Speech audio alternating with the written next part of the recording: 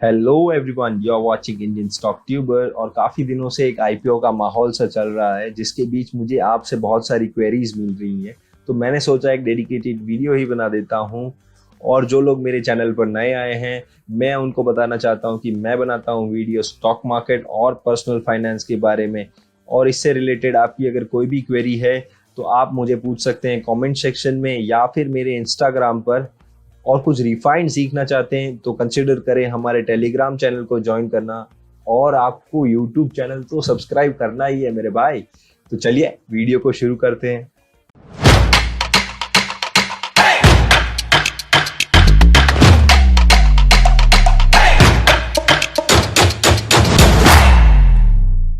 All right, welcome back everyone. So अब जान लेते हैं कि इस वीडियो में हम कौन कौन से टॉपिक्स को कवर करने वाले हैं। तो सबसे पहला टॉपिक है कि आईपीओ क्या होता है। उसके बाद मैं आंसर करूंगा आपके जो कॉमन क्वेश्चंस हैं उनको। और तीसरी बात मैं आपको जो बताऊंगा कि इस आईपीओ में स्टेप बाय स्टेप अप्लाई कैसे करना है। तो चलिए अब जान लेते हैं कि आईपीओ क्या होता है। जब भी किसी कंपनी को अपने शेयर्स को स्टॉक मार्केट में लिस्ट करना होता है तो जो प्रोसेस के थ्रू उसे कंपनी को जाना पड़ता है वो होता है आईपीओ। और जब भी जैसे ये आईपीओ आता है तो एक प्राइवेट कंपनी पब्लिक बन जाती है। तो क्यों पब्लिक बनती है ये कंपनी? तो वो उसका कोई और रीजन नहीं है कि आईपीओ क्यों लाती है कंपनी। और ये भी आप पूछ सकते हैं तो ये क्या है, पैसे जमा करने के लिए। अब वो कंपनी पैसे जमा क्यों करना चाहती है? तो उसके कई कारण हो सकते हैं, जैसे कि पहला है अपने बिजनेस को बढ़ाना चाहती है या उसको ग्रो करना चाहती है, या फिर इंफ्रास्ट्रक्चर डेवलपमेंट करना चाहती है, कुछ इक्विपमेंट्स को बाय करना चाहती है कंपनी जिसके लिए उसको पैसे चाहिए, या फिर अपने जो बिजनेस रन करने के लिए कंपनी ने जो लोन ले रखा है उसको रीपेमेंट करने के लिए भी कई बार कंपनी को पैसे की जरूरत होती है। तो इस सब कारणों की वजह से कंपनी आईपीओ लाती है मार्केट में। तो चलिए अब बात कर लेते हैं कुछ आपके कॉमन क्वेश्चंस के बारे में। तो पहला क्वेश्चन जो मुझसे लोग पूछते हैं कि क्या मैं जिस दिन शेयर की लिस्टिंग हो जाती है आईपीओ अलॉटमेंट के बाद, तो उसी दिन अपने में सारे शेयर बेच सकता हूं? तो जी हाँ, बिल्कुल, आप सारे शेयर उसी दिन बेच सकते हैं। दूसरा क्वेश्चन आता है कि मैं किस कैटेगरी में अप्लाई करूं।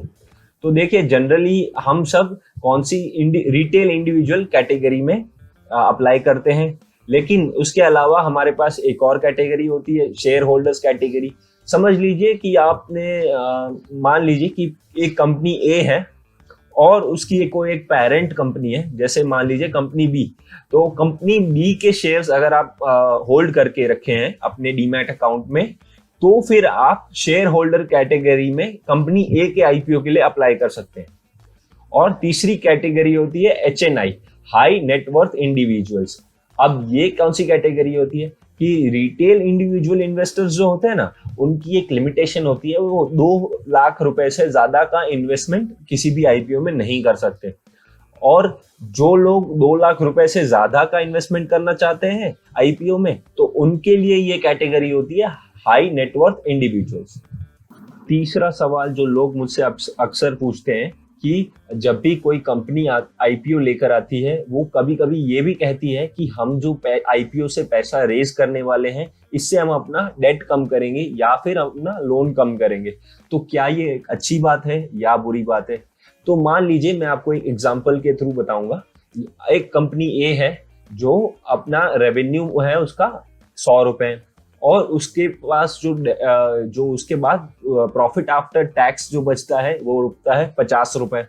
तो प्रॉफिट बचता है, लेकिन उसका जो लोन अमाउंट है उसका इंटरेस्ट वो पे करती है, वो 60 रुपए पे करती है।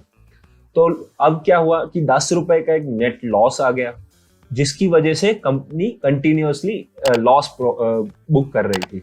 तो अब उसने डिसाइड क्या किया कि मैं बाजार में एक आईपीओ लेके जाऊंगी, और जो आईपीओ से पैसा आएगा उससे मैं अपना डेब्ट सारा पे कर दूंगी, ताकि मेरी कंपनी प्रॉफिटेबल हो जाए।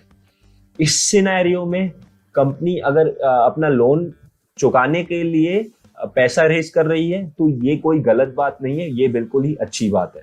चौथा क्वेश्चन जो लोग मुझसे अक्सर पूछते हैं कि कंपनी के प्रमोटर्स आईपीओ लाने के लिए अपना स्टेक जो सेल कर रहे हैं, उसकी वजह से, तो ये तो एक नेगेटिव साइन हुआ, नेगेटिव फंडामेंटल कैरेक्टरिस्टिक हुई ना।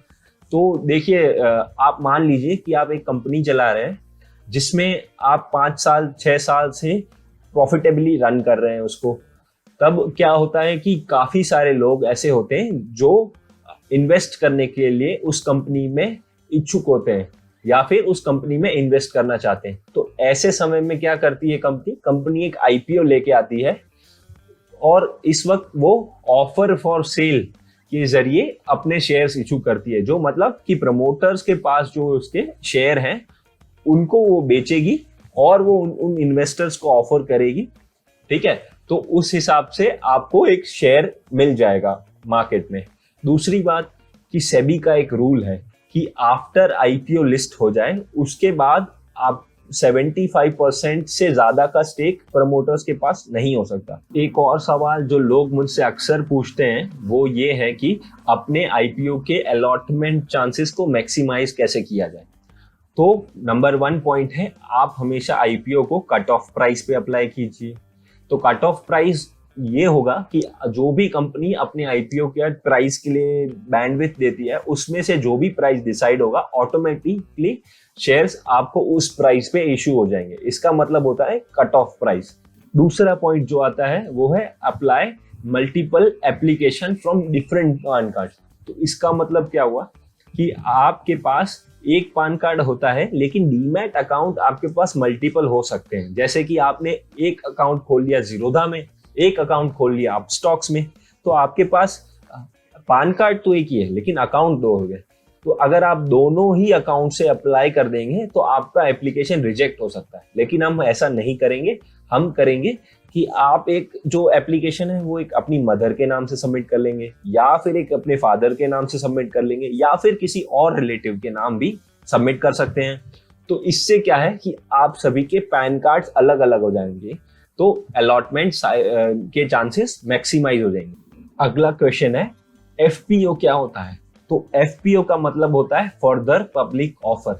जैसा कि अगर आपने नोट किया हो कुछ दिन पहले यस बैंक ने एक फर्दर पब्लिक ऑफर निकाला था। इसका मतलब क्या होता है कि आप कंपनी में कुछ नए इक्विटी शेयर्स फिर से इशू करेंगे और ये पब्लिक में फिर से जाएगी एक ऑफर। जैसे कि आईपीओ में आपके लिए शेयर्स आते हैं, उसी तरह फर्दर पब्लिक ऑफर में भी आपको शेयर्स इशू किए जाएंगे फिर से। तो चलिए अब बात कर लेते हैं आईपीओ में कैसे अप्लाई करें। तो उसके लिए आपके पास कम से कम एक डीमैट अकाउंट होना चाहिए और एक यूपीआई आईडी होनी चाहिए। तो ये हैं जो बेसिक रिक्वायरमेंट्स होनी चाहिए। थोड़ा सा आगे जाके मैं आपको ये भी बताऊंगा कि मल्टीपल लॉट्स के लिए कैसे अप्लाई करते हैं। तो चलिए पहले देख लेते हैं कि एक आईपीओ में एक्चुअली अप्लाई कैसे करना है। तो सबसे पहले आपके पास ये जीरोधा का पोर्टल है। जीरोधा के पोर्टल पे आप जाइए और लॉग इन कर लीजिए। वहां से आप जब यहाँ पर ये माय प्रोफाइल आता है, यहाँ पे आप क्लिक करेंगे तो आपको दिखेगा एक कंसोल का बटन। ठीक है, इस पर आप जैसे ही क्लिक करेंगे आप एक नए पेज पर रिडायरेक्ट हो जाएंगे जहां पर आपको कुछ ऐसा मेन्यू दिखेगा जो ये मैंने ऊपर दिखाया। उस पर आपको जाना है पोर्टफोलियो के सेक्शन में। ठीक है, पोर्टफोलियो के सेक्शन में ऐसा एक ड्रॉप डाउन मेन्यू खुलेगा, वहां से आप क्लिक करेंगे आईपीओ पर।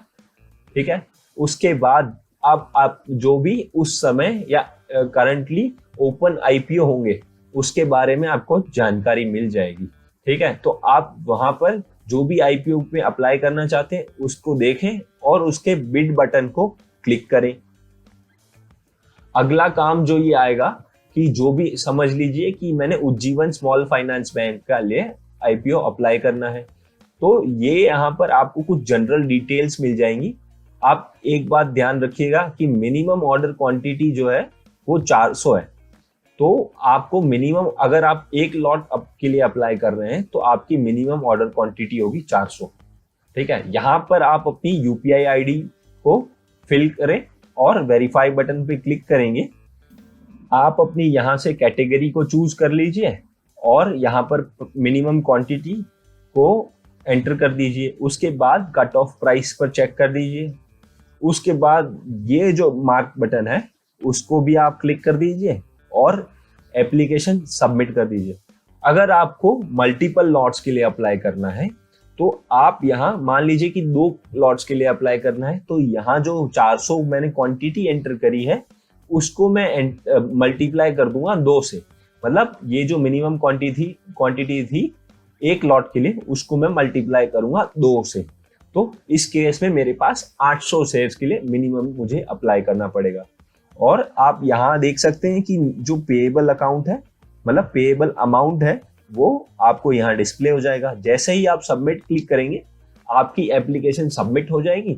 उसके बाद आपको अपने जो बैंकिंग का पोर्टल है या फिर यूपीआई का पोर्टल है, वहां से आपकी रिक्वेस्ट को एक्सेप्ट करना रहेगा। तो बस ऐसे ही आप सिंपली आईपीओ में अप्लाई कर सकते हैं। अगर आपके ऐसे कोई भी फर्दर क्वेश्चंस हैं जिसको मैंने यहाँ पर नहीं कंडक्ट किया है, तो आप ये पूछ सकते हैं मुझे डिस्क्रिप्शन कहाँ, आप तो मुझे पूछेंगे कमेंट सेक्शंस में। तो कमेंट सेक्शन में पूछ सकते हैं या फिर आप मुझे पूछ सकते हैं मेरे इंस्टाग्राम पर, जिसका लिंक मैंने डिस्क्रिप्शन में दिया हुआ है। तो चलिए दोस्तों, इस वीडियो में इतना ही, मिलते हैं अगले वीडियो में।